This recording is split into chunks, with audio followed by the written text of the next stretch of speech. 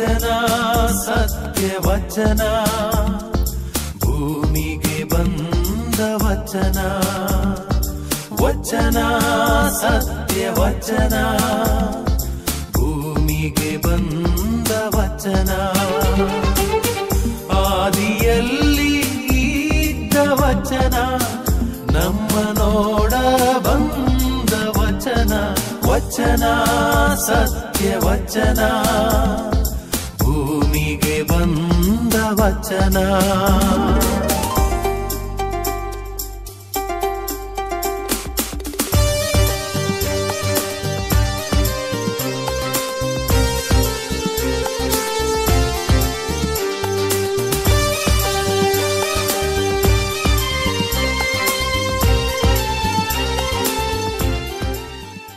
ಪಿತನ ಸುತನ ಮತ್ತು ಪವಿತ್ರ ಆತ್ಮನ ನಾಮದಲ್ಲಿ ಆಮೆನ್. ಪ್ರಿಯ ಸಹೋದರ ಸಹೋದರಿಯರೇ, ದೇವರ ವಾಕ್ಯದ ಮನನ ಮಾಡುವ ಈ ಕಾರ್ಯಕ್ರಮಕ್ಕೆ, ವಚನಾಮೃತ ಕಾರ್ಯಕ್ರಮಕ್ಕೆ ನಿಮಗೆಲ್ಲರಿಗೂ ಪ್ರೀತಿಯ ಸ್ವಾಗತ. ದೇವರ ವಾಕ್ಯವನ್ನು ಧ್ಯಾನಿಸೋಣ. ದೇವರ ವಾಕ್ಯದ ಧ್ಯಾನದ ಮೂಲಕ ನಮ್ಮ ಜೀವನವನ್ನು ದೇವರಿಗೆ ಮೆಚ್ಚುವಂತಹ ಜೀವನವಾಗಿ ಜೀವಿಸೋಣ. ಯಾವುದೇ ಒಂದು ಕೆಟ್ಟ ಒಂದು ಪ್ರಾಣಿ ಅಥವಾ ಅಪಾಯಕಾರಿ ಜೀವಿ ಯಾವುದಾದ್ರೂ ನಮ್ಮ ಮನೆಯೊಳಗೆ ಬಂದರೆ ನಾವು ಅದನ್ನು ಒಂದೇ ಕೊಂದು ಬಿಡ್ತೇವೆ ಅಥವಾ ಓಡಿಸಿ ಬಿಡುತ್ತೇವೆ. ಏಕೆಂದರೆ ಅದು ಹಾಗೆ ಬಿಟ್ಟರೆ ನಾವು ಅಪಾಯಕ್ಕೆ ಸಿಲುಕುತ್ತೇವೆ. ವಿಷಕಾರಕ ಹಾವೊಂದು ಹತ್ತಿರ ಇದ್ದರೆ ಅದು ಯಾವತ್ತೂ ಅಪಾಯಕಾರಿ. ಈ ವಿಷಕಾರಕ ಹಾವನ್ನು ದೂರ ಮಾಡಿದರೇ ನಮಗೆ ಭದ್ರತೆ ಇದೆ, ಇಲ್ಲವಾದರೆ ಭದ್ರತೆ ಇಲ್ಲ. ಕೆಲವು ಸಮಯದ ಹಿಂದೆ ಕೋವಿಡ್-19 ಮಾರಕವಾಗಿ ವಿಶ್ವದಾದ್ಯಂತ ವ್ಯಾಪಿಸಿತು. ಈ ರೋಗದಿಂದ ಪಾರಾಗಲು ನಾವೆಲ್ಲರೂ ವ್ಯಾಕ್ಸಿನೇಷನ್ ತಗೊಳ್ಬೇಕಾಯಿತು. ಯಾಕೆಂದರೆ ಒಂದು ವೇಳೆ ಅದನ್ನು ತಗೊಳ್ಳಿಲ್ಲವೆಂದಾದರೆ ಈ ಮಾರಕವಾದ ವೈರಸ್ ನಮ್ಮ ಜೀವವನ್ನೇ ತೆಗೆದು ಬಿಡುವಂಥ ಅಪಾಯವಿತ್ತು. ಸಹೋದರ ಸಹೋದರಿಯರೇ, ಜೀವನದಲ್ಲಿ ಹುಟ್ಟಿನಿಂದ ಸಾವು ತನಕ ಕಾಡುವ ಒಂದೇ ಒಂದು ಮಾರಕ ವೈರಸ್ ಎಂದರೆ ಈ ಜಗತ್ತಿನಲ್ಲಿ ಪಾಪ. ಈ ಪಾಪವೆಂಬುದು ಅತೀ ಮಾರಕ ವೈರಸ್. ಮನುಷ್ಯನ ಆಧ್ಯಾತ್ಮಿಕ ಜೀವನವನ್ನು ನಾಶ ಮಾಡುವಂತಹ ಈ ವೈರಸ್, ಇದನ್ನು ಒಂದು ವೇಳೆ ನಾವು ಜೀವನದಿಂದ ದೂರ ಮಾಡದಿದ್ದರೆ ನಮ್ಮ ಜೀವನ ಸರ್ವನಾಶವಾಗುತ್ತೆ, ನಮ್ಮ ಆತ್ಮ ನಾಶವಾಗುತ್ತೆ, ನಮ್ಮಲ್ಲಿರುವ ದೇವರ ಸ್ವರೂಪ ನಾಶವಾಗುತ್ತೆ. ಆದ್ದರಿಂದ ನಾವು ಪ್ರತಿಯೊಬ್ಬರು ನಮ್ಮ ಜೀವನದಲ್ಲಿ ಈ ಮಾರಕ ಪಾಪವೆಂಬ ವೈರಸ್ಗೆ ಬಲಿಯಾಗದಂತೆ ಎಚ್ಚರದಿಂದಿರಬೇಕು. ಈ ವೈರಸ್ಸನ್ನು ನಿವಾರಿಸುವ ವಿಧಾನಗಳನ್ನು ಹುಡುಕಿಕೊಳ್ಳಬೇಕು. ಈ ವೈರಸ್ಸನ್ನು ನಮ್ಮಿಂದ ದೂರ ಬಿಡಬೇಕು. ಇದರ ಬಗ್ಗೆ ಇವತ್ತು ದೇವರ ವಾಕ್ಯದ ಧ್ಯಾನವನ್ನು ನಾವು ಮಾಡುತ್ತೇವೆ. ಯಾವ ರೀತಿ ಈ ವೈರಸ್ಸನ್ನು ದೂರ ಮಾಡೋದು, ಪಾಪವೆಂಬ ವಿಷಕಾರಿ ಹಾವನ್ನು ಜೀವನದಿಂದ ಹೇಗೆ ದೂರ ಬಿಡೋದು, ಇದರ ಬಗ್ಗೆ ನಾವೆಲ್ಲರೂ ಧ್ಯಾನಿಸೋಣ. ದೇವರ ವಾಕ್ಯ ಸಿರಾಕನ ಗ್ರಂಥದಲ್ಲಿ 22ನೇ ಅಧ್ಯಾಯ ವಾಕ್ಯ 27 ಹಾಗೂ 23ನೇ ಅಧ್ಯಾಯ ವಾಕ್ಯ 1ರಿಂದ 6 ತನಕ ಈ ಬಗ್ಗೆ ನಮಗೆ ಜ್ಞಾನವನ್ನು ನೀಡುತ್ತೆ. ಅಧ್ಯಾಯ 22 ವಾಕ್ಯ 27, ನಾನು ತಪ್ಪು ಮಾಡದಂತೆ, ನನ್ನ ನಾಲಿಗೆ ನನ್ನನ್ನು ಕೆಡಿಸದಂತೆ ನನ್ನ ಬಾಯಿಗೆ ಕಾವಲು ಇರಿಸುವವರಾರು? ನನ್ನ ತುಟಿಗಳ ಮೇಲೆ ಜಾಣತನವೆಂಬ ಮುದ್ರೆಯನ್ನು ಒತ್ತುವರಾರು? ಈ ಎರಡು ಪ್ರಶ್ನೆಗಳನ್ನು ದೇವರ ವಾಕ್ಯ ನಮ್ಮ ಮುಂದಿಡುತ್ತದೆ. ನಾವು ತಪ್ಪು ಮಾಡದಂತೆ, ನನ್ನ ನಾಲಿಗೆ ಕೆಡಿಸದಂತೆ ನನ್ನ ಬಾಯಿಗೆ ಕಾವಲಿ ಇರಿಸುವವರು ಯಾರು? ಮನುಷ್ಯರಾದ ನಾವು ಸ್ವಾಭಾವಿಕವಾಗಿ ಕೆಟ್ಟದನ್ನು ಮಾತನಾಡುವ ಚಾಳಿಯನ್ನು ಹೊಂದಿದ್ದೇವೆ. ಅನೇಕ ಬಾರಿ ನಮ್ಮ ಸ್ಥಿಮಿತ್ವವನ್ನು ಕಳೆದುಕೊಳ್ಳುತ್ತೇವೆ. ಕೋಪ, ದ್ವೇಷ ಇವುಗಳು ನಮ್ಮನ್ನು ಆವರಿಸಿಕೊಂಡಾಗ ನಾವು ಹೃದಯದ ಭಾವನೆಗಳನ್ನು ನಾವು ಹೊರಗಿಡುತ್ತೇವೆ. ಆಗ ಅವುಗಳು ಯಾವ ರೀತಿಯಲ್ಲಿ ಬರುತ್ತವೆ, ಯಾವ ರೀತಿಯಲ್ಲಿ ಬಂದು ಇತರರ ಮಾನಹಾನಿಯನ್ನು ಮಾಡುತ್ತವೆ, ಇತರರಲ್ಲಿ ದ್ವೇಷವನ್ನು ಸೃಷ್ಟಿಸುತ್ತದೆ, ಇತರರ ಜೀವನವನ್ನು ನಾಶ ಮಾಡಿಬಿಡುತ್ತೆ. ಅಥವಾ ಒಂದು ಬೆಂಕಿಯನ್ನು ಹಚ್ಚಿದಂತೆ ಇಡೀ ಪರಿಸರ, ಇಡೀ ಸಮುದಾಯ, ಇಡೀ ದೇಶಕ್ಕೆ ಬೆಂಕಿ ಹಾಕುವಂಥ ಮಾತುಗಳು ನಮ್ಮ ಬಾಯಿಂದ ಬರುತ್ತವೆ. ಇದಕ್ಕೆ ಬೀಗ ಹಾಕುವವರಾರು? ಈ ಒಂದು ಪ್ರಶ್ನೆ ದೇವರ ವಾಕ್ಯ ನಮ್ಮಲ್ಲಿಡುತ್ತೆ. ಅದೇ ರೀತಿ ನನ್ನ ತುಟಿಗಳ ಮೇಲೆ ಜಾಣತವೆಂಬ ಮುದ್ರೆಯನ್ನು ಒತ್ತುವರಾರು? ಯಾಕೆಂದರೆ ಜಾಣ ನುಡಿಗಳನ್ನು ಆಡಬೇಕಾದ ಈ ತುಟಿಗಳು ಅಜ್ಞಾನದಿಂದ ಕೂಡಿದ ಮಾತುಗಳನ್ನು ಆಡಿದರೆ ಇದು ಸರ್ವರಿಗೂ ಅಪಾಯಕಾರಿ. ಸರ್ವರನ್ನು ನಾಶ ಮಾಡುವಂತಹ ನುಡಿಗಳು ಆ ತುಟಿಗಳಲ್ಲಿ ಬರಬಹುದು. ಆದುದರಿಂದ ನಾವೆಲ್ಲರೂ ಯೋಚಿಸಬೇಕು. ಸಹೋದರ ಸಹೋದರಿಯರೇ, ನಮ್ಮ ಜೀವನದ ಬಗ್ಗೆ ಸ್ವಲ್ಪ ಯೋಚಿಸೋಣ. ಮನುಷ್ಯನಲ್ಲಿ ಒಂದು ಭಾವುಕತೆ ಎಂಬುದು ಇದೆ. ಈ ಭಾವುಕತೆ ಅಂದರೆ ನಮ್ಮ ಭಾವನೆಗಳು ಪ್ರತಿಯೊಂದು ಸಂದರ್ಭಕ್ಕೆ ಸರಿಯಾಗಿ ಈ ಭಾವನೆಗಳು ನಮ್ಮಲ್ಲಿ ಉದ್ರೇಕಗೊಳ್ಳುತ್ತವೆ. ಈ ಭಾವನೆಗಳು ಹೊರಗಿಡಲ್ಪಡುತ್ತದೆ. ಈ ಭಾವನೆ ಯಾವುದು ಹೇಗೆ ಬರುತ್ತೆ?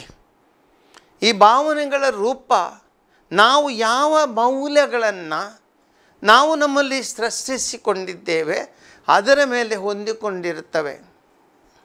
ಒಬ್ಬ ಮನುಷ್ಯ ತನ್ನ ಜೀವನದಲ್ಲಿ ಪ್ರೀತಿ ಎಂಬುದು ಮೌಲ್ಯವನ್ನು ಇಟ್ಟುಕೊಂಡಿದ್ದಾದರೆ, ಸ್ನೇಹ ಎಂಬುದನ್ನು ತನ್ನ ಮೌಲ್ಯವನ್ನು ಇಟ್ಟುಕೊಂಡಿದ್ದಾದರೆ, ಸತ್ಯವನ್ನು ತನ್ನ ಮೌಲ್ಯವನ್ನಾಗಿ ಖಂಡಿತವಾಗಿಯೂ ಪಾಲಿಸಿದ್ದಾದರೆ, ಅಥವಾ ನೀತಿ, ಆ ಮನುಷ್ಯನು ತನ್ನ ಭಾವನೆಗಳನ್ನು ಇದೇ ರೀತಿಯಲ್ಲಿ ವ್ಯಕ್ತಪಡಿಸುತ್ತಾನೆ. ಆ ಭಾವನೆಗಳಲ್ಲಿ ಪ್ರೀತಿಯು ಹರಿಯುತ್ತೆ. ಆ ಭಾವನೆಗಳಲ್ಲಿ ಸ್ನೇಹಪರತೆ ಇದೆ. ಆ ಭಾವನೆಗಳಲ್ಲಿ ಸತ್ಯ ಬರುತ್ತೆ. ಆ ಭಾವನೆಗಳು ನೀತಿಗೆ ಹೊಂದಿಕೊಂಡಿರುತ್ತವೆ. ಸಹೋದರ ಸಹೋದರರೇ, ಇದು ಬಹಳ ಮುಖ್ಯ. ಆದ್ದರಿಂದ ಯಾವ ರೀತಿಯಲ್ಲಿ ನಮ್ಮ ಭಾವನೆಗಳು ನಮ್ಮಲ್ಲಿ ನಾವು ತೋರಿಸ್ತೇವೆ, ಈ ಭಾವನೆಗಳು ನಮ್ಮ ಜೀವನದಲ್ಲಿ ನಾವು ರೂಢಿಸಿಕೊಂಡಂಥ ಮೌಲ್ಯಗಳ ಮೇಲೆ ಹೊಂದಿಕೊಂಡಿರುತ್ತದೆ. ಅದನ್ನೇ ಮನುಷ್ಯ ಮಾತನಾಡುತ್ತಾನೆ. ಉದಾಹರಣೆಗೆ ನಾವು ನೋಡೋಣ, ಒಬ್ಬ ಒಳ್ಳೆಯ ಮನುಷ್ಯ, ಜ್ಞಾನ ಇದ್ದವನು ಅಥವಾ ಜಾಣನು ತಾನು ಏನನ್ನು ಮಾತನಾಡುತ್ತಾನೆ, ಅಥವಾ ತಾನು ಯಾರು, ತಾನು ಯಾವ ಸ್ಥಾನದಲ್ಲಿದ್ದೇನೆ, ತಾನು ಮಾತನಾಡುವ ಯಾವ ಜಾಗದಲ್ಲಿದ್ದೇನೆ, ನಾನು ಯಾರೊಂದಿಗೆ ಮಾತನಾಡ್ತೇನೆ, ಇದನ್ನು ತಿಳಿದುಕೊಂಡವನು ಅವನು ಜ್ಞಾನಿ. ಅವನೇನು ಮಾಡ್ತಾನೆ? ತನ್ನ ಮಾತುಗಳಲ್ಲಿ ಈ ಜ್ಞಾನವನ್ನು ಪ್ರದರ್ಶಿಸುತ್ತಾನೆ. ಅವಿವೇಕಯುತವಾಗಿ ಮಾತನಾಡುವುದಿಲ್ಲ, ಒರಟು ಸ್ವಭಾವದಿಂದ ಮಾತನಾಡುವುದಿಲ್ಲ, ಗೌರವ ಕೊಟ್ಟು ಮಾತನಾಡುತ್ತಾನೆ. ಯಾಕೆಂದರೆ ತಾನೊಬ್ಬ ಗೌರವವನ್ನು ನೀಡುವಂತಹ ವ್ಯಕ್ತಿ ಎಂಬ ತಿಳಿದುಕೊಳ್ಳುತ್ತಾನೆ. ಜ್ಞಾನ ಇದ್ದವನೆಂದು ತಿಳಿದುಕೊಂಡವನು ಇನ್ನೊಬ್ಬರ ಗೌರವಕ್ಕೆ ಇನ್ನೊಬ್ಬರಿಗೆ ಅವನು ಗೌರವ ಕೊಡುತ್ತಾನೆ. ಇನ್ನೊಬ್ಬರಿಗೆ ಆತನು ಪ್ರೀತಿ ಸ್ನೇಹವನ್ನು ತೋರಿಸ್ತಾನೆ. ಅದೇ ರೀತಿ ಯಾವ ಮನುಷ್ಯ ತನ್ನಲ್ಲಿ ಆ ಪ್ರೀತಿ ಎಂಬುದು ಇಲ್ಲ, ಮೌಲ್ಯಗಳಿಲ್ಲ, ಜ್ಞಾನ ಎಂಬುದು ಇಲ್ಲ, ಯಾರ ಹತ್ರ ನಾನು ಮಾತನಾಡುತ್ತೇನೆ, ಯಾವ ಸ್ಥಳದಲ್ಲಿ ನಾನು ಮಾತನಾಡುತ್ತೇನೆ, ಯಾವ ರೀತಿಯಲ್ಲಿ ಮಾತನಾಡಬೇಕಿತ್ತು ಇದನ್ನು ತಿಳಿದುಕೊಳ್ಳದವ ಬರೀ ಒರಟು ಮಾತುಗಳನ್ನಾಡುತ್ತಾನೆ, ನೋಯಿಸುವಂತಹ ಮಾತುಗಳನ್ನಾಡುತ್ತಾನೆ, ಕೆಟ್ಟ ಮಾತುಗಳನ್ನಾಡುತ್ತಾನೆ. ಈ ತುಟಿಗಳಲ್ಲಿ ಬರುವಂತಹ ಮಾತುಗಳು ನೋಯಿಸುವಂಥ, ಇತರರ ಮಾನಹಾನಿ ಮಾಡುವಂಥ ಮಾತುಗಳು ಈ ತುಟಿಗಳಲ್ಲಿ ಬರುತ್ತವೆ. ಅನೇಕ ಬಾರಿ ಈ ಮುಖಂಡರಲ್ಲಿ ನಾವು ನೋಡ್ತೇವೆ, ಆಗಿರ್ಬೋದು ಧಾರ್ಮಿಕವಾಗಿ ಅಥವಾ ರಾಜಕೀಯವಾಗಿ ಸಾಮಾಜಿಕವಾಗಿ ಅನೇಕ ಮುಖಂಡರು ತಾವು ಮಾತನಾಡುವಾಗ ಭಾಷಣ ಮಾಡುವಾಗ ಯಾವ ರೀತಿಯ ಮೌಲ್ಯಗಳನ್ನು ಅವರು ರೂಢಿಸಿಕೊಂಡಿದ್ದಾರೆ ಇದರ ಪ್ರಕಾರವೇ ಅವರ ಬಾಯಿಂದ ಇಂಥ ಮಾತುಗಳು ಬರುತ್ತವೆ. ಅದಕ್ಕೆ ದೇವರ ವಾಕ್ಯ ಹೇಳುತ್ತೆ, ನನ್ನ ಈ ತುಟಿಗಳಲ್ಲಿ ಅಥವಾ ನನ್ನ ಈ ಬಾಯಿಯಲ್ಲಿ ನಾಲಿಗೆಯಿಂದ ಬರುವ ಮಾತುಗಳನ್ನು ನಿರ್ಬಂಧಿಸುವವರು ಯಾರು? ಇದಕ್ಕೆ ಸರಿಯಾದ ಉತ್ತರ ದೇವರು. ಯಾವ ಮನುಷ್ಯನು ದೇವರಲ್ಲಿ ಸಂಬಂಧವನ್ನು ಹೊಂದಿದ್ದಾನೆ ಆತನು ದೇವರ ಪ್ರೀತಿಯನ್ನು ತನ್ನಲ್ಲಿ ರೂಢಿಸಿಕೊಂಡಿದ್ದಾನೆ. ಯಾವ ಮನುಷ್ಯನು ದೇವರಿಗೆ ಸನಿಹವಾಗಿದ್ದಾನೆ ಆತನು ದೇವರ ಗೌರವ ಕೊಡುವಂಥ ಮನುಷ್ಯನು ಇತರರಿಗೂ ಅದೇ ರೀತಿಯಲ್ಲಿ ಗೌರವ ಕೊಡುತ್ತಾನೆ. ಆತನ ಬಾಯಿಯಲ್ಲಿ ಕೆಟ್ಟ ಮಾತುಗಳು ಎಂದಿಗೂ ಬರುವುದಿಲ್ಲ. ಯಾವ ಮನುಷ್ಯನು ದೇವರಿಂದ ದೂರವಾಗಿದ್ದಾನೆ, ದೈವಿಕ ಮೌಲ್ಯಗಳಿಂದ ದೂರವಾಗಿದ್ದಾನೆ, ಇಂತಹ ಮನುಷ್ಯನ ಆ ಬಾಯಿಯಲ್ಲಿ ನಾಲಿಗೆಯಲ್ಲಿ ಕೆಟ್ಟ ಮಾತುಗಳು ಬರುತ್ತವೆ. ಆದುದರಿಂದ ಒಂದು ವೇಳೆ ನಮ್ಮನ್ನೇ ನಾವು ಪರೀಕ್ಷಿಸೋಣ, ಅವಲೋಕಿಸಿಕೊಳ್ಳೋಣ. ಯಾವ ರೀತಿ ನಾವು ಮಾತನಾಡುತ್ತೇವೆ, ಯಾವ ರೀತಿ ನಾವು ನಡೆದುಕೊಳ್ಳುತ್ತೇವೆ, ಇದೆಲ್ಲವೂ ನಾವು ರೂಢಿಸಿಕೊಂಡಂಥ ಮೌಲ್ಯಗಳ ಮೇಲಿದೆ. ದೇವರ ಪ್ರೀತಿ ನಮ್ಮಲ್ಲಿದ್ದರೆ, ದೇವರ ಸ್ವರೂಪ ನಮ್ಮಲ್ಲಿದ್ದರೆ, ದೇವರಿಗೆ ನಾವು ಸ್ನೇಹಿತರಾಗಿದ್ದರೆ, ದೇವರಿಗೆ ಪ್ರೀತಿಯ ಮಕ್ಕಳಾಗಿದ್ದರೆ, ದೇವರ ಆದೇಶಗಳನ್ನು ಪಾಲಿಸುವವರಾಗಿದ್ದರೆ, ಅವರ ಉಪದೇಶಗಳಿಂದ ನಡುಗತುಕೊಳ್ಳುವವರಾದರೆ ಖಂಡಿತವಾಗಿಯೂ ನಮ್ಮ ಮಾತುಗಳು ನಮ್ಮ ನಾಲಿಗೆಯಿಂದ ತುಟಿಗಳಿಂದ ಸಭ್ಯವಾಗಿ ಬರುತ್ತವೆ, ಒಳ್ಳೆಯ ಮಾತುಗಳು ಬರುತ್ತವೆ. ಇದು ದೇವರ ವಾಕ್ಯ ನಮಗೆ ಇವತ್ತು ನೀಡುವಂಥ ಜ್ಞಾನ. ಮುಂದೆ ದೇವರ ವಾಕ್ಯ ಹೇಳುತ್ತದೆ, ನನ್ನ ಆಲೋಚನೆಗಳನ್ನು ಹತೋಟಿಯಲ್ಲಿ ಇಡುವವರಾರು? ನನ್ನ ಹೃದಯಕ್ಕೆ ಜ್ಞಾನ ಶಿಕ್ಷಣ ನೀಡುವವರಾರು? ಯಾಕೆ ಈ ದೇವರ ವಾಕ್ಯ ಈ ರೀತಿ ಹೇಳುತ್ತದೆ? ಸಿರಾಕನು ಹೇಳುವಂಥ ಮಾತುಗಳಿದೇನು? ನನ್ನ ಆಲೋಚನೆಗಳನ್ನು ಹತೋಟಿಯಲ್ಲಿ ಇಡುವವರಾರು? ಯಾಕೆ ಈ ಮಾತುಗಳನ್ನು ಹೇಳ್ತಾರೆ? ಮನುಷ್ಯನ ಮಾತುಗಳು ಎಲ್ಲಿಂದ ಬರುತ್ತವೆ? ನಾವು ನೋಡಿದ್ದೇವೆ, ಗಿಡ ಮೇಲೆ ತುಂಬ ಬೆಳೆದಿರುತ್ತದೆ, ಆದರೆ ಈ ಗಿಡದ ಬೆಳವಣಿಗೆ ಈ ಗಿಡದ ಬೇರುಗಳ ಮೇಲೆ ಹೊಂದಿಕೊಂಡಿದೆ. ಒಂದೇ ಗೆಡ್ಡೆ ಇರ್ಬೋದು ಅಥವಾ ಈ ಗಿಡದ ಬೇರುಗಳಿರ್ಬೋದು. ಎಷ್ಟು ಆಳಕ್ಕೆ ಎಷ್ಟು ಅಗಲಕ್ಕೆ ಈ ಬೇರುಗಳು ವಿಸ್ತರಿಸಲ್ಪಡುತ್ತವೆ, ಆ ರೀತಿಯಲ್ಲಿ ಮರ ಬೆಳೆದಿರುತ್ತದೆ. ಒಂದು ವೇಳೆ ಬೇರುಗಳು ವಿಸ್ತರಿಸಿಲ್ಲ, ಬೇರುಗಳು ಆಳಕ್ಕೆ ಹೋಗಿಲ್ಲ, ಮರ ಹೆಚ್ಚು ಬೆಳೆಯುವುದಿಲ್ಲ. ಅದೇ ರೀತಿ ಮನುಷ್ಯನ ಮಾತುಗಳು, ಮನುಷ್ಯನ ಆಡುವ ಪ್ರತಿಯೊಂದು ವಚನಗಳು ಇವು ಮನುಷ್ಯನ ಆಲೋಚನೆಯಿಂದ ಬರುತ್ತವೆ. ಹುಟ್ಟಿಕೊಳ್ಳುವುದು ಇಲ್ಲಿ. ಮನುಷ್ಯನ ಈ ಆಲೋಚನೆಗಳು ಆತನ ತಲೆಯಲ್ಲಿ ಹುಟ್ಟುಕೊಳ್ಳುವಂತಹದ್ದು. ಅದು ಮಾತುಗಳ ರೂಪದಿಂದ ಹೊರಗೆ ಬರುತ್ತವೆ. ಇದೇ ಮಾತುಗಳು, ಇದೇ ಮನಸ್ಸಿನಲ್ಲಿರುವ ಈ ಆಲೋಚನೆಗಳು ಭಾವನೆ ರೂಪದಲ್ಲಿ ಹೊರಬರುತ್ತವೆ.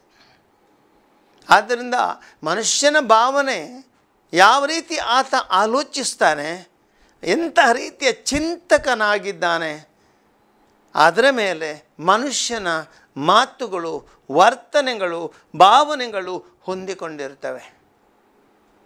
ಸಹಜವಾಗಿ ನೋಡೋಣ, ನಮ್ಮ ಕುಟುಂಬದಲ್ಲೇ ನೋಡೋಣ. ಯಾವ ರೀತಿ ಒಬ್ಬ ಕೆಟ್ಟ ಮನುಷ್ಯ ಕೆಟ್ಟದಾಗಿ ಯೋಚಿಸ್ತಾನೆ, ಯಾವಾಗಲೂ ಯಾರ ಬಗ್ಗೆನೂ ಒಳ್ಳೆಯದು ಅವನು ಯೋಚಿಸಲ್ಲ, ಯಾರ ಬಗ್ಗೆನೂ ಅವನಲ್ಲಿ ಒಳ್ಳೆ ಚಿಂತನೆಗಳಿಲ್ಲ. ಅವನೇನು ಮಾಡ್ತಾನೆ, ಎಲ್ಲಿ ಹೋದರೂ ಆತನು ಆಡುವ ಮಾತುಗಳು ಎಲ್ಲರ ಬಗ್ಗೆ ಟೀಕೆಗಳು. ಒಬ್ಬ ಟೀಕಾಕಾರನಿದ್ದಾನೆ, ಪ್ರತಿ ಸಲ ನಕಾರಾತ್ಮಕ ಟೀಕೆಗಳು. ಈ ನಕಾರಾತ್ಮಕ ಟೀಕೆಗಳು ಎಲ್ಲಿಂದ ಬರುತ್ತವೆ? ಮನುಷ್ಯನ ಆಲೋಚನೆಯಿಂದ. ಆತನ ಆಲೋಚನಾ ಶಕ್ತಿ ನಕಾರಾತ್ಮಕ. ನಕಾರಾತ್ಮಕ ಆಲೋಚನಾ ಶಕ್ತಿಯಿಂದ ಬರುವಂಥ ಮಾತುಗಳು ನಕಾರಾತ್ಮಕ. ಆದ್ದರಿಂದ ಅನೇಕ ಬಾರಿ ಕುಟುಂಬದಲ್ಲಿ ನೋಡುತ್ತೇವೆ, ಕುಟುಂಬದಲ್ಲಿ ಜಗಳಗಳು ನಡೆಯುತ್ತಾ ಇರ್ತವೆ. ಯಾಕೆ ಈ ಜಗಳಗಳು ನಡೆಯುತ್ತಿರ್ತವೆ? ಇದಕ್ಕೊಂದು ಉತ್ತರ ಇವತ್ತಿನ ದೇವರ ವಾಕ್ಯ ಕೊಡುತ್ತೆ. ಯಾವ ರೀತಿ ಒಂದು ಮನೆಯಲ್ಲಿ ಗಂಡ ಯೋಚಿಸ್ತಾನೆ ಅಥವಾ ಮನೆಯ ಯಜಮಾನ ಯೋಚಿಸ್ತಾನೆ,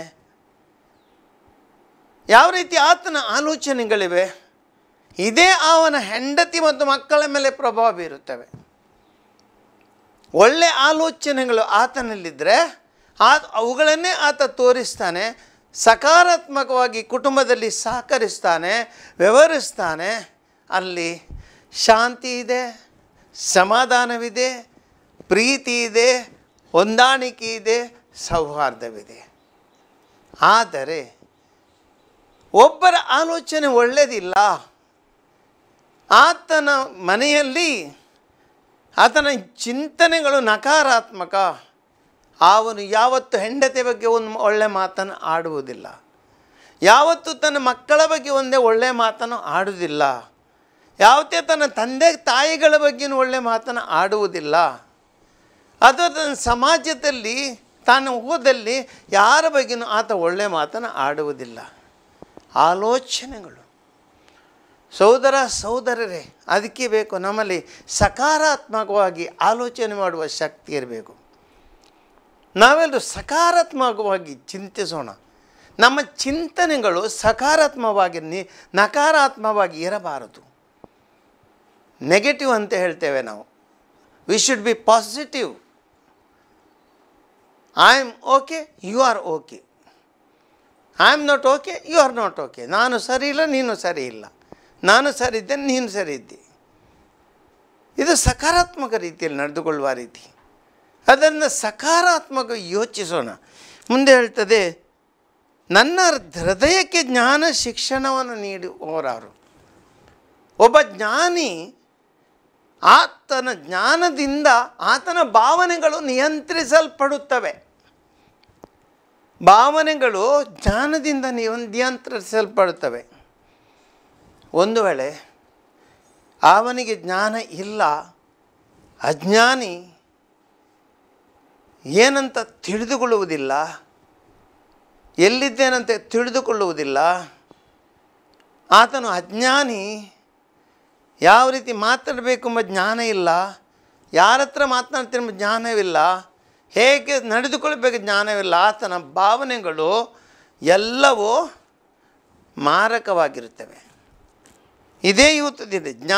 ಹೃದಯಕ್ಕೆ ಜ್ಞಾನ ಶಿಕ್ಷಣವನ್ನು ನೀಡುವವರು ಯಾರು? ಭಾವನೆಗಳು ಹೃದಯದಿಂದ ಬರುತ್ತವೆ. ಹೃದಯದಿಂದ ಭಾವನೆಗಳು ಬರಬೇಕಾದ್ರೆ ಜ್ಞಾನ ಇಲ್ಲಿ ಚಿಂತನೆ ಒಳ್ಳೆದಿರಬೇಕು.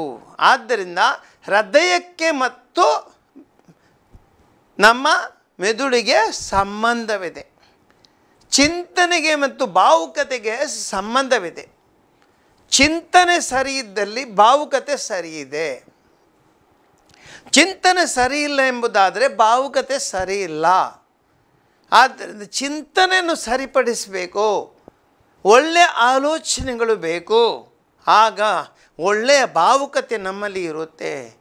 ಒಳ್ಳೆಯ ಭಾವುಕತೆ ಇದ್ದಲ್ಲಿ ಒಳ್ಳೆಯ ವಾತಾವರಣವಿರುತ್ತೆ, ದೇವರ ಆ ಒಂದು ಪ್ರೀತಿಯ ವಾತಾವರಣವಿರುತ್ತೆ, ಮನಸ್ಸಿನಲ್ಲಿ ಸಮಾಧಾನವಿರುತ್ತೆ, ಕುಟುಂಬದಲ್ಲಿ ಸಮಾಧಾನವಿರುತ್ತೆ, ಸಮಾಜದಲ್ಲಿ ಸಮಾಧಾನ ಇರುತ್ತೆ. ಪ್ರತಿಯೊಬ್ಬರು ನಾವು ಹೊಂದಿಕೊಂಡು ಹೋಗುತ್ತೇವೆ. ಒಬ್ಬರಿನ್ನೊಬ್ಬರು ಗೌರವಿಸುತ್ತಾರೆ, ಒಬ್ಬರಿನ್ನೊಬ್ಬರು ಪ್ರೀತಿಸುತ್ತಾರೆ. ಭಾವನೆಗಳು ಮತ್ತು ಚಿಂತನೆ ಒಟ್ಟಿಗಿರಬೇಕು. ಮುಂದೆ ಅಂಥವರಿದ್ದರೆ ನನ್ನ ತಪ್ಪುಗಳನ್ನು ದಂಡಿಸಿ ತಿದ್ದಿಕೊಳ್ಳಬಹುದಿತ್ತು, ನನ್ನ ಪಾಪಗಳನ್ನು ತಡೆಗಟ್ಟಿ ನಿಲ್ಲಿಸಬಹುದಿತ್ತು. ಏನರ್ಥ? ಸಹೋದರ ಸಹೋದರರೇ, ಮನುಷ್ಯನು ಜ್ಞಾನವನ್ನು ಪಡೆಯಬೇಕು, ಜ್ಞಾನಿ ಆಗಬೇಕು, ಇತರರಿಂದ ತಿಳುವಳಿಕೆಯನ್ನು ಪಡೆಯಬೇಕು. ನಾವು ಕ್ರೈಸ್ತರು ಪ್ರತಿ ಆದಿತ್ಯವಾರ ಚರ್ಚೆಗೆ ಹೋಗುತ್ತೇವೆ. ಅಲ್ಲಿ ಬೋಧನೆಯನ್ನು ನಮಗೆ ನೀಡಲಾಗುತ್ತದೆ, ದೇವರ ವಾಕ್ಯದ ಜ್ಞಾನವನ್ನು ನೀಡಲಾಗುತ್ತದೆ. ಮಕ್ಕಳಿಗೆ ಕ್ರೈಸ್ತ ಶಿಕ್ಷಣವನ್ನು ನೀಡಲಾಗಿದೆ. ಅದು ಇತರರಿಗೂ ಆಗಲಿ ಧಾರ್ಮಿಕ ಬೋಧನೆಗಳು ಅವರವರ ಧರ್ಮದಲ್ಲಿ ನೀಡಲಾಗುತ್ತದೆ.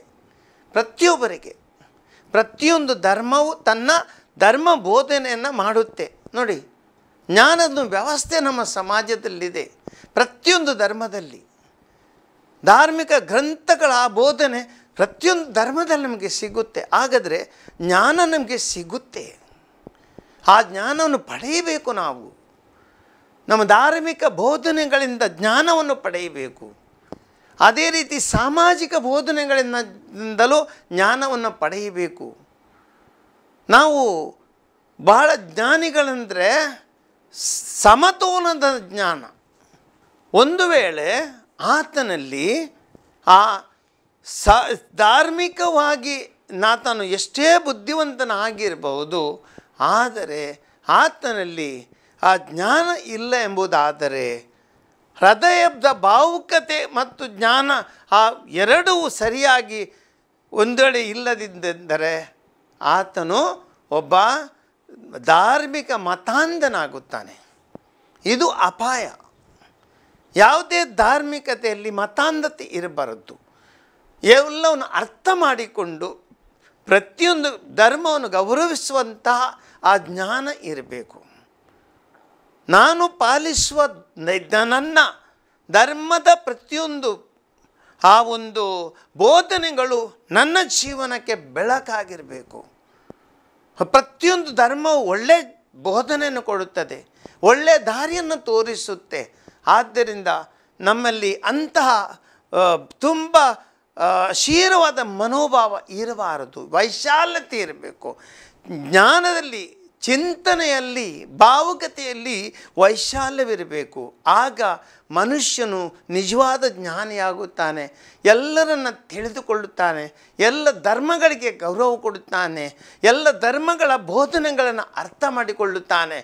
ಆತನು ಒಬ್ಬ ನಿಜವಾಗಿ ಪಾಪಗಳನ್ನು ದೂರವಿಡುವಂಥ ವ್ಯಕ್ತಿ ಆಗುತ್ತಾನೆ.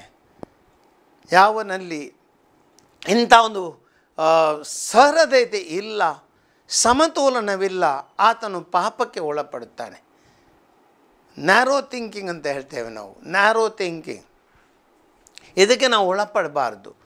ಆದ್ದರಿಂದ ಹೃದಯ ವೈಶಾಲ್ಯತೆಯನ್ನು ನಮ್ಮಲ್ಲಿ ನಾವು ಬೆಳಗಿಸಿಕೊಳ್ಳೋಣ. ಆಗ ಅಜ್ಞಾನ ಬೆಳೆಯುವುದಿಲ್ಲ, ನನ್ನ ಪಾಪಗಳು ಹೆಚ್ಚುವುದಿಲ್ಲ ಹೇಳ್ತದೆ ದೇವರಾಕ್ಯ. ಯಾವಾಗ ನಾವು ಸಮತೋಲನವನ್ನು ಕಾಪಾಡಿಕೊಳ್ತೇವೆ, ಧಾರ್ಮಿಕ ಮೌಲ್ಯಗಳನ್ನು ಎಲ್ಲರಿಗೂ ಗೌರವ ಕೊಡುವಂಥ ರೀತಿಯಲ್ಲಿ ನಾವು ಪಾಲಿಸ್ತೇವೆ, ಜ್ಞಾನಿಗಳಾಗುತ್ತೇವೆ. ಆಗ ನಾವೆಲ್ಲರೂ ನಮ್ಮಲ್ಲಿ ಅಜ್ಞಾನ ಬೆಳೆಯುವುದಿಲ್ಲ, ಪಾಪಗಳು ಹೆಚ್ಚುವುದಿಲ್ಲ, ನನ್ನ ವಿರೋಧಿಗಳ ಎದುರಿನಲ್ಲಿ ನಾನು ಬಿದ್ದು ಹೋಗುವುದಿಲ್ಲ, ನನ್ನ ಶತ್ರು ನನ್ನ ಕಂಡು ಹಿಗ್ಗುವುದಿಲ್ಲ. ಸಹೋದರ ಸಹೋದರರೇ, ಹಾಗಾದರೆ ನಾವೆಲ್ಲರೂ ಜ್ಞಾನಿಗಳಾಗೋಣ. ಎಲ್ಲರೂ ಒಳ್ಳೆಯ ರೀತಿಯಲ್ಲಿ ನಮ್ಮ ಜೀವನದಲ್ಲಿ ದೈವಿಕ ಮೌಲ್ಯಗಳನ್ನು ಬೆಳೆಸಿ ಒಳ್ಳೆಯ ವ್ಯಕ್ತಿಗಳಾಗಿ ಬಾಳಿಕೊಂಡು ಆ ಪಾಪವೆಂಬ ಕೆಟ್ಟ ವಿಷಕಾರಕ ಹಾವನ್ನು ನಮ್ಮ ಜೀವನದಿಂದ ದೂರವಿಡೋಣ. ನಾವು ಎಲ್ಲರಿಗೂ ಪ್ರೀತಿಯ ಆ ಬುಗ್ಗೆಗಳಾಗೋಣ, ಪ್ರೇರಣೆಯಾಗೋಣ. ಇದಕ್ಕಾಗಿ ದೇವರಲ್ಲಿ ಒಂದು ಗಳಿಗೆ ಪ್ರಾರ್ಥಿಸೋಣ. ದಯಾಮಯಿ ದೇವರೇ, ನಾವೆಲ್ಲರೂ ಜ್ಞಾನಿಗಳಾಗಬೇಕೆಂದು ನಿಮ್ಮ ಇಚ್ಛೆ. ನೀವು ನಮಗೆ ನೀಡುವಂತಹ ಪ್ರತಿಯೊಂದು ಧಾರ್ಮಿಕ ಬೋಧನೆಗಳು ಪ್ರವಾದಿಗಳ ಮೂಲಕ, ಧಾರ್ಮಿಕ ಗ್ರಂಥಗಳ ಮೂಲಕ, ನಮ್ಮ ಧಾರ್ಮಿಕ ಗುರುಗಳ ಮೂಲಕ, ನಮ್ಮ ಹಿರಿಯರ ಮೂಲಕ ಇವೆಲ್ಲವುಗಳು ನಮಗೆ ನಮ್ಮ ವ್ಯಕ್ತಿತ್ವವನ್ನು ರೂಪಿಸುವಂತಹ ಬೋಧನೆಗಳು.